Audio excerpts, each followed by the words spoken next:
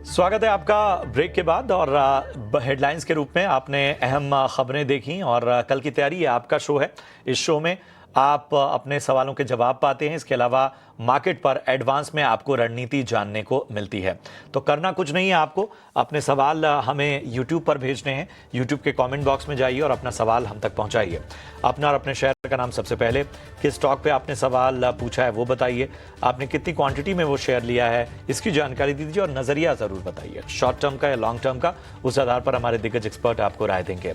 यही नहीं, आप याद रखिए कि जो सवाल आज आप पूछेंगे उसका जवाब कल आपको दिया जाएगा, और जो सवाल आपने सोमवार को यानी पिछले दिनों पूछे थे उसका जवाब आज की चर्चा में हम देने वाले हैं। तो जिन लोगों ने कल सवाल पूछे थे वो शो को आखिर तक देखें, उनके सवालों के जवाब दिए जाएंगे। और बाकी लोग भी शो देखें और अपने सवाल कमेंट बॉक्स में ज़रूर ड्रॉप करें। चलिए, इन सबके बीच में मुझे खुशी हो रही है आज चर्चा में शामिल करते हुए हमारे साथ इस वक्त अविनाश गोरक्षकर साहब जुड़ चुके हैं, हेड रिसर्च और प्रॉफिट मार्ट सिक्योरिटीज से। Thank you so much Avinash sir, अपना कीमती समय देने के लिए। हमारे साथ चॉइस इक्विटी ब्रोकिंग के vice president technical research Kunal Parar भी जुड़ चुके हैं। कुणाल, आपका भी बहुत बहुत स्वागत। मैं बारी बारी से आप दोनों के पास आऊँगा, लेकिन सबसे पहले ज़रा बाजार का ब्यौरा दे देते हैं। तो आप देखेंगे ऊपरी स्तरों से बाजार जो है वो हल्का हुआ, लगभग 150 अंक नीचे निफ्टी सेटल हुआ 25,900 के पास। अगर बैंक निफ्टी की बात करें तो 58,820 ये लेवल रहे जहां पर बैंक निफ्टी ने क्लोजिंग ली। तो ये दोनों जो स्तर रहे वो कहीं ना कहीं गिरावट के स्तर रहे। अगर हम बात करें ब्रॉडर मार्केट की तो मिड कैप हालांकि हरे निशान में ही बंद हुआ, जिस तरह का एक सस्टेन कर रहा था पूरे दिन उसी लेवल्स पे एक तरह के ट्रेंड्स नजर आए। और स्मॉल कैप की बात करें तो यहाँ पर भी हरे निशान में, लेकिन फ्लैट बंद होता हुआ स्मॉल कैप। निफ्टी के गेनर्स की लिस्ट अगर आपके सामने लेकर आए तो आप देखेंगे भारत इलेक्ट्रॉनिक्स लिमिटेड आज 1.5% से ज़्यादा चलकर निफ्टी का टॉप गेनर बना। हिंडाल्को में भी लगभग 1.5% की तेजी नजर आई। एसबीआई, श्रीराम फाइनेंस और डॉक्टर रेड्डीज 1 से 1.25% चढ़कर बंद हुए। लूजर्स की लिस्ट लेकर आइए और यहां पर आप देखेंगे अडानी एंटरप्राइजेस निफ्टी का टॉप लूजर, 0.25% की गिरावट यहां पर देखने को मिली। टाटा मोटर्स पैसेंजर्स व्हीकल यहां पर लगभग 1.5% तक की कमजोरी हमें देखने को मिली। ट्रेंट, इन्फोसिस, एचडीएफसी बैंक 1 से 1.5% गिरकर बंद हुए। एडवांस डिक्लाइन रेशियो अगर हम देखें तो ये एक तरह से कांटे की टक्कर नजर आई। 1489 शेयर ऐसे रहे जो कि हरे निशान में बंद हुए और 1401 शेयर ऐसे रहे जो गिरावट के साथ बंद हुए। तो मार्केट ब्रेथ में कहीं ना कहीं एक कांटे की टक्कर हमें साफ तौर पर देखने को मिली। तो ये था बाजार का पूरा ब्यौरा। और सबसे पहले टेक्निकल लेवल्स की बात कर लेते हैं। तो कुणाल, मैं आपके पास आऊँगा। कल जो लोग बाजार में उतरे वो इस बाजार में किस तरह की रणनीति बनाए, बताइए किन लेवल्स का ध्यान रखना चाहिए। कुणाल, आप तक आवाज आ रही है? सर आपकी आवाज बहुत कम आ रही है, मुझे एक्चुअली समझ में नहीं आया आपने क्या कहा। जी जी, हमें बताइए कि टेक्निकल लेवल्स पे जो बाजार है वो कल आप कहां देखते हैं? वेल, टेक्निकल लेवल की बात करें, बाजार में आज अच्छी खासी गिरावट हमें देखने को मिली है। एक्सपायरी देखने जाए तो लास्ट एक्सपायरी में भी यही हाल था, ये एक्सपायरी में भी सेम हाल हमें देखने को मिल रहा है। एंड आप देखिए 25,880 के अराउंड निफ्टी का क्लोजिंग हमें देखने को मिला है। जो व्यू है फिलहाल थोड़ा सा कंसर्न वाला ही है। 25,700 तक के लेवल हमें देखने को मिल सकते हैं। 25,700 अगर निफ्टी ब्रेक होती है तो 25,400, 25,300 तक के भी लेवल हमें निफ्टी दिखा सकती है। तो ओवरऑल जो व्यू है फिलहाल नेगेटिव साइड का ही है, उसमें दो राय नहीं है। सो व्यू 25,700 है, अगर वो ब्रेक होता है तो 25,700 तक के लेवल का है। ऊपरी लेवल के रेजिस्टेंस की बात करें तो ऊपरी लेवल पे रेजिस्टेंस जो आ रहा है फिलहाल वो 26,200 के अराउंड है। एंड बैंक निफ्टी की बात करें तो बैंक निफ्टी में उतना कुछ खास डाउनसाइड का मोमेंटम हमें देखने को नहीं मिला। लेकिन अगर मैं बैंक निफ्टी के लेवल की बात करूं तो 58,500 का स्ट्रॉन्ग सपोर्ट है। अगर ये ब्रेक होता है तो फिर आपको 57,700 तक के लेवल बैंक निफ्टी में देखने को मिल सकते हैं। एंड अगर ऊपरी लेवल की बात करूं तो 59,500, 59,500 स्ट्रॉन्ग रेजिस्टेंस है बैंक निफ्टी के लिए। ऊपरी स्तरों पर 59,500 बहुत ही स्ट्रांग रेजिस्टेंस है ऊपरी स्तरों के लिए। निचले लेवल की अगर रेंज देखें तो 58,500 का लेवल बहुत इंपॉर्टेंट है। यहाँ से टूटता है तो 57,700 तक के लेवल देखने को मिल सकते हैं। निफ्टी में याद रखिए 26,200 का ऊपरी स्तरों पर बहुत अहम लेवल है, यहाँ पर कहीं ना कहीं निगाह रखनी होगी। अविनाश जी, ऐसे बाजार में जाहिर सी बात है कि सेक्टर स्पेसिफिक का जो रणनीति है वो बहुत काम आती है। तो हमें बताइए कौन से सेक्टर हैं इस बाजार में जो आपको अट्रैक्टिव नजर आ रहे हैं? प्रशांत, मुझे लगता है कि जो डोमेस्टिक फेसिंग थीम्स है, स्पेसिफिकली अगर ऑटो कंपोनेंट्स की बात करें, सीमेंट है, उसके बाद कैपिटल गुड्स है, हॉस्पिटैलिटी है, होटल्स है, हॉस्पिटल बिजनेस है, तो मुझे लगता है कि देखिए ये ऐसे सेक्टर है जहाँ पे हमको लगता है कि अक्टूबर टू दिसंबर और अगला जो 6 महीना है इसमें विजिबिलिटी बहुत स्ट्रांग है। आईटी भी एक अच्छा सेक्टर है, क्योंकि आईटी में भी हमको लगता है कि जो बड़ी कंपनीज है जैसे एचसीएल टेक हो गया, कोफॉर्ज हो गया, इन्फोसिस हो गया, इसमें कोई डाउट नहीं कि रिकवरी तो चालू हो चुकी है, लेकिन जो ट्रिगर है वो इंडिया यूएस ट्रेड डील का है। तो कहीं ना कहीं देखिए, अगर आईटी की भी बात करें तो आईटी भी एक अच्छा सेक्टर मान सकते हैं कि यहाँ पे भी अच्छा ग्रोथ आएगा, तो क्योंकि वैल्यूएशंस आपके फेवर में, तो आई थिंक ये सारे सेक्टर्स में अभी भी अपॉर्चुनिटी है। और सबसे बड़ी बात देखिए, बाजार जब वीक होता है तभी सबसे अच्छा मौका होता है, क्योंकि निचले लेवल पे आपको वैल्यूएशन सस्ते मिलते हैं, और अगर विजिबिलिटी अच्छी है तो ऐसे बाजार में इन्वेस्टर्स को डेफिनेटली अपना इन्वेस्टिंग कंटिन्यू करना चाहिए, क्योंकि ट्रेडर्स के लिए तो स्टॉप लॉस इंपॉर्टेंट होता है, लेकिन इन्वेस्टर्स के लिए 12-15 महीने की अंडर परफॉर्मेंस के बाद मुझे लगता है कि ये सही मौका है कि थोड़ा सा पैसा अभी लगाए, क्योंकि जनवरी फरवरी के बाद hopefully, I am hopeful, markets में अच्छी रिकवरी आपको देखने को मिलेगी। चलिए, तो ये रणनीति आपको कहीं ना कहीं सेक्टर स्पेसिफिक जो है डोमेस्टिक थीम को प्ले करते हुए आगे बढ़ी है। चलिए, अब आपके सवालों को हम शामिल करते हैं और हमारे दोनों एक्सपर्ट तैयार हैं आपके सवालों के जवाब देने के लिए। जुगल मिश्रा का सवाल लेते हैं झांसी से। इन्होंने सवाल पूछा है, एनटीपीसी खरीदारी की हुई है कुणाल, 326 के भाव पे इनकी बाइंग प्राइस है और इनके भाव के आसपास ही है फिलहाल स्टॉक का। बताइए क्या नजरिया बन रहा है एनटीपीसी पे? पर एनटीपीसी की बात करें, 320 का, 323 324 का राउंड है, 320 का काफी अच्छा सपोर्ट है। मोमेंटम फिलहाल पॉजिटिव साइड का, ये होल्ड करके चलने की सलाह रहेगी 320 का एसएल के साथ। टारगेट की बात करते हैं तो 332 का पहला टारगेट, 332 जैसे ही ब्रेक होगा आपको 350 तक के भी टारगेट देखने को मिल सकते हैं। ओवरऑल जो व्यू है एनटीपीसी को लेके वो पॉजिटिव साइड का, 320 के एसएल के साथ अच्छा खासा बाउंस बैक देखने को मिल सकता है। ठीक है, तो ओवरऑल जो है वो पॉजिटिव जो है व्यू बनता हुआ एनटीपीसी पे 320 का एसएल यानी स्टॉप लॉस आपको मेंटेन करना है, ये राय आती हुई कुणाल की तरफ से। अगला सवाल लेते हैं। नितिन हमारे अगले दर्शक हैं और इन्होंने दीपक नाइट्राइट पे सवाल पूछा है। 12 शेयर हैं इनके पास और इनकी बाइंग प्राइस जो है वो 2000 की है। लॉन्ग टर्म का नजरिया अविनाश सर लेकर चल रहे हैं, लेकिन हम देख रहे हैं कि अगर इस साल अब तक देखें तो एक तरह के लगातार गिरावट का ही शिकार हुआ है। लगभग 37% का नेगेटिव रिटर्न दीपक नाइट्राइट ने पिछले साल, मतलब इस साल अब तक दिया है। और आप देखिए कि कहीं ना कहीं लगभग एक साल में इस तरह का नेगेटिव ट्रेंड्स इसको कहीं ना कहीं एक तरह से अंडर परफॉर्मिंग ही बता रहा है। लेकिन चूंकि इनकी बाइंग प्राइस 2000 रुपए की है, तो बताइए एक साल के नजरिए से लग रहा है कि कहीं कोई ऊपरी स्तर आता है तो मौका रहेगा निकलने का? मुझे लगता है कि देखिए, इन्होंने काफी ऊपरी लेवल पे ये स्टॉक खरीदा है, और सबसे बड़ी बात, जैसे हमने आपके शो पे पहले भी कहा था कि देखिए, जब कोई भी इंडस्ट्री का साइकिल बदलता है तो आपको ऊपरी लेवल पे ये स्टॉक से निकल जाना चाहिए। इन्होंने बिल्कुल उल्टा किया है, इन्होंने 2000 रुपए में ये स्टॉक लिया है। मैं इनको लॉस बुक करने की बात नहीं करूंगा, कम से कम 1.5 साल का नजरिया रख के यहाँ पे पोजीशन होल्ड करे, हो सके तो थोड़ा एवरेज भी करे, क्योंकि उसके बाद ही इनको एक रिस्क रिवॉर्ड पॉजिटिव मिलेगा। तो टाइम फ्रेम 12 टू 18 मंथ्स और थोड़ा एवरेज करिए। कंपनी अच्छी है, लेकिन मेरे ख्याल से रिकवरी के लिए शायद 1-2 क्वार्टर्स और लगेंगे। ठीक है, कंपनी अच्छी है लेकिन रिकवरी के लिए 1-2 क्वार्टर्स का आपको इंतजार करना होगा। अनामिका का सवाल लेते हैं और इन्होंने श्रीराम फाइनेंस कुणाल बाय किया हुआ है।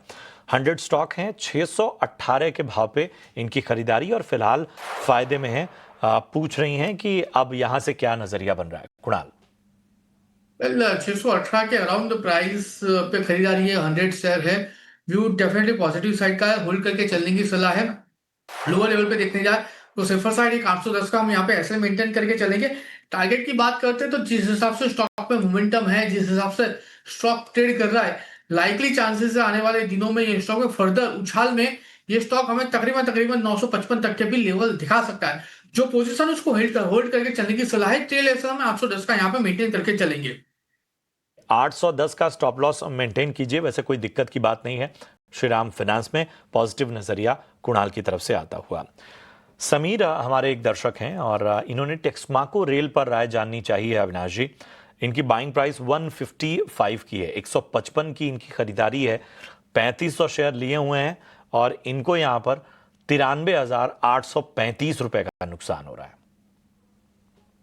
आई थिंक देखिए टेक्समैको रेल में इन्होंने जो खरीदा है, मेरे ख्याल से थोड़ा सा अगर ये टाइम फ्रेम थोड़ा लंबा रखते हैं, क्योंकि अभी बजट आने वाला है फरवरी में। अनुमान है कि इस बजट में भी शायद नए 20-25 हजार वैगन्स की जो ऑर्डर है गवर्नमेंट अनाउंस करेगी। टेक्समैको एक वेल नोन वैगन प्लेयर है, जो 3-4 कंपनीज है जैसे टीटागर है, जुपिटर है। टेक्समैको के पास करीबन 3,500-4 हजार करोड़ का ऑर्डर बुक है, तो आई थिंक विजिबिलिटी तो अच्छी है। स्टॉक थोड़ा अंडर परफॉर्म जरूर कर रहा है, पर मेरा मानना है कि देखिए ये एक ऐसा प्लेयर है जहां पे डिमांड काफी है, और most importantly already revenue visibility अच्छी है। तो थोड़ा सा टाइम फ्रेम लंबा रखिए।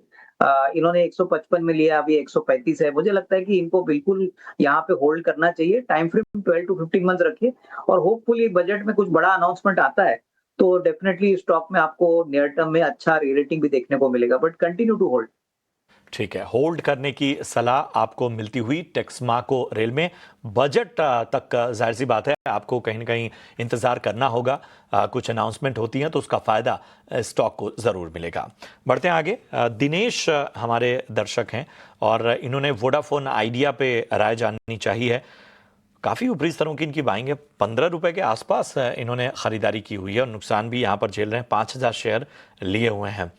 कुणाल, ज़रा बताइए, वोडाफोन आइडिया एक रेंज में ही फंस जाता है, एक तेज़ी भी आती है। हाल फिलहाल जो तेज़ी है वो कहीं ना कहीं एक उम्मीद तो जगा रही है, लेकिन हमें बताइए जो ये सारे न्यूज़ फ्लो हैं और अभी का चार्ट पे जो तमाम स्ट्रेटजी नज़र आ रही है वो किस तरह से आगे प्ले आउट होती दिखेगी?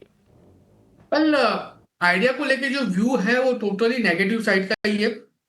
मैं इतना जरूर सकूंगा कि अगर स्टॉक ₹7.90 आता है या तो ₹7 आता है, तो एक बार एवरेज करके चलिए और वापस ये स्टॉक आपको ₹11 तक के लेवल दिखा सकता है। ₹14 के अराउंड की उनकी खरीदारी है। अगर ₹7 आता है, ₹7.90 आता है, तो एक बार आप एवरेज करिए, तो क्या उनकी एवरेज कम हो जाएगी और जब 11 आएगा तो वहां से एग्जिट करके चल सकते हैं। अब ये ओवरऑल काउंटर पे जो व्यू है वो टोटली नेगेटिव साइड का है। मुझे नहीं लग रहा आने वाले दिनों में, आने वाले 3 से 4 साल में ये स्टॉक ये जो रेंज बनाई है वहां से कभी निकल पाएगा। तो एक बार इसमें एवरेज करके निकलना बहुत बढ़िया रहेगा और ये स्टॉक को टोटली अवॉइड करें, वही सबसे अच्छा रिकमेंडेशन हमारे ओर से रहेगा। लिए तो दूर रहने की सलाह। 7 रुपए के आसपास जब मौका मिले तो एवरेज कर लीजिए, तो नुकसान की भरपाई हो पाएगी। नरेश का सवाल लेते हैं अहमदाबाद गुजरात से। अविनाश जी, इन्होंने सवाल पूछा है। ग्रो के शेयर इनके पास हैं और 172 के लेवल पे इनकी एंट्री है। लॉन्ग टर्म का नजरिया लेकर चल रहे हैं। आई थिंक प्रशांत, देखिए लॉन्ग टर्म का नजरिया यानी कम से कम साल 1.5 साल ये यहाँ पे निवेशित रहते हैं, तो डेफिनेटली मुझे लगता है कि ग्रो में पोटेंशियल काफी अच्छा है। अभी हाल ही में इनके जो Q2 के नंबर्स आ गए थे, हमने देखा कि मार्जिन भी इंप्रूव हो चुका है, एब्सोल्यूट प्रॉफिटेबिलिटी भी बढ़ी है। प्लस मेरे ख्याल से जिस प्रकार का इनका ऑनलाइन कस्टमर बेस है, आई थिंक ये ऑनलाइन में सबसे वेल पोजिशनड है। ये जीरोडा से भी बड़े हैं, और मुझे लगता है कि आगे आने वाले 12 से 15 महीने में बहुत सारे नए इनिशिएटिव्स लाइक वेल्थ मैनेजमेंट है, नए प्रोडक्ट्स कंपनी लॉन्च करेगी। तो I think keep the faith, और डेफिनेटली इसमें अच्छा पैसा बनेगा। बट हाँ, मैं वही कहूंगा कि नजरिया कम से कम 12 से 15 महीने का रखिए। डेफिनेटली होपफुली आई थिंक ये शेयर अच्छा री रेटिंग देगा, क्योंकि जैसे जैसे 26 के नंबर और 27 के नंबर मार्केट फैक्टर इन करेगी, यहाँ पे और री रेटिंग होगी। तो कंटिन्यू टू होल्ड। चलिए, होल्ड करने की आपको सलाह, परेशान होने की आवश्यकता नहीं है और आपके नुकसान की भरपाई भी 1 से 1.5 साल के अंदर हो जाएगी। आपको प्रॉफिट भी अच्छा होगा। खुशल रावत का सवाल लेते हैं। आरवीएनएल रेल विकास निगम लिमिटेड पे राय जानना चाहते हैं और इन्होंने इसके अलावा बीएल भी लिया हुआ है, भारत इलेक्ट्रॉनिक्स लिमिटेड। आरवीएनएल इन्होंने 302 रुपए पे खरीदारी की है और बीएल में इन्होंने 278 के भाव पे खरीदारी की हुई है। 2 महीने का नजरिया लेकर चल रहे हैं। कुणाल? आरबीआई ने 302 के अराउंड की खरीदारी है। व्यू डेफिनेटली पॉजिटिव साइड का, होल्ड करके चलिए। ऊपरी लेवल पे 340 जैसे ही ब्रेक होगा 368 तक के लेवल आरबीआई में आपको देखने को मिल सकते हैं। तो यहाँ पे जो व्यू है वो पॉजिटिव साइड का ही, आरबीआई की पोजीशन होल्ड करके चलने की सलाह रहेगी। एंड प्रसाद जी, दूसरा कौन सा स्टॉक है? बीएल। बीएल में इन्होंने 278 के स्तर पे बाइंग की है। बीएल की बात करें तो अच्छी खासे लेवल पे खरीदारी की रखी है। 410 का राउंड है, होल्ड करके चलने की सलाह है। 480 तक के लेवल हमें बीएल में आने वाले दिनों में देखने को मिल सकते हैं। चलिए, तो दोनों ही स्टॉक पर पॉजिटिव नजरिया, क्योंकि बहुत ही अच्छे और इंटरेस्टिंग लेवल पे आपने खरीदारी की हुई है। चलिए, इसी के साथ इतने ही सवालों को हम शामिल कर पाएंगे, लेकिन बढ़ेंगे आगे और लेकर आएंगे कमाई के वीआईपी शेयर्स।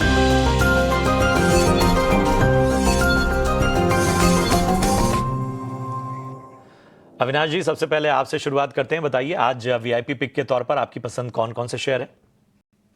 नहीं, वैल्यू पिक में हमारा एक ही शेयर है जो ऑटो कंपोनेंट प्लेयर है। कंपनी का नाम है श्रीराम पिस्टन। देखिए, ये कंपनी ऑटो कंपोनेंट्स में बहुत पुरानी कंपनी है, नॉर्थ इंडिया बेस्ड है और इंजन कंपोनेंट्स बनाती है। पिछले साल 3,500 करोड़ पे 516 करोड़ का प्रॉफिट किया था। इस साल पहले 6 महीने में ऑलरेडी कंपनी ने 275 करोड़ का प्रॉफिट किया है। हमें लगता है कि कम से कम 600-620 करोड़ का प्रॉफिट इस साल आना चाहिए। और सबसे बड़ी बात, कंपनी ने कहा है कि जो सेकंड क्वार्टर था उसमें पूरा जीएसटी का इम्पैक्ट आया नहीं, पूरा इम्पैक्ट आपको थर्ड क्वार्टर से देखने को मिलेगा और plus company net cash positive है। तो मुझे लगता है कि यहाँ से खरीदना चाहिए। करीबन 2850 2900 का हमको लगता है फेयर वैल्यू मिल सकता है अगले 12 से 15 महीने के लिए। तो ये एक अच्छा इन्वेस्टमेंट पिक है, लेकिन टाइम फ्रेम थोड़ा लंबा रखना है। ठीक है, तो एक साल का नजरिया लेकर चलिए। 2900 के लक्ष्य श्रीराम पिस्टन्स में अविनाश जी की राय में नजर आ सकते हैं। कुणाल, अपनी टॉपिक बताइए आज के लिए। मतलब दो स्टॉक की एक खरीदारी करके चलने की सलाह और एक बिकवाली करके चलने की सलाह है। खरीदारी में हिंदुस्तान जिंक 462.60 के अराउंड है। 450 का एसएल यहाँ पे मेंटेन करके खरीदारी करके चलने की सलाह है। 473 का पहला टारगेट है एंड वो जैसे ही ब्रेक होगा 488 का दूसरा टारगेट आपको यहाँ पे देखने को मिल सकता है। एंड दूसरा जो है वो बिकवाली करके चलने की सलाह है। LTIM दिसंबर फ्यूचर बेच के यहाँ पे चलिए 5,872 के अराउंड का क्लोजिंग है। 6,000 का हम यहाँ पे एक एसएल मेंटेन करके चलेंगे। टारगेट की बात करते हैं तो 5770 का पहला टारगेट है एंड जैसे वो ब्रेक होता है आपको 5,610 का दूसरा टारगेट भी देखने को मिल सकता है। चलिए, तो एक सेल कॉल, एक buy call, LTI Mindtree में बिकवाली की सलाह और हिंदुस्तान जिंक में खरीदारी की सलाह कुणाल जी की तरफ से। बहुत बहुत धन्यवाद Kunal. Thank you so much Avinash sir, आप दोनों का इस चर्चा में जुड़ने के लिए और आपने हमारे जो दर्शक हैं उनके सवालों का धैर्यपूर्वक जवाब देने के लिए। बहरहाल, कल की तैयारी में आज के लिए इतना ही। दीजिए इजाजत, लेकिन आप देखते रहिए ET नाउ स्वदेश। नमस्कार।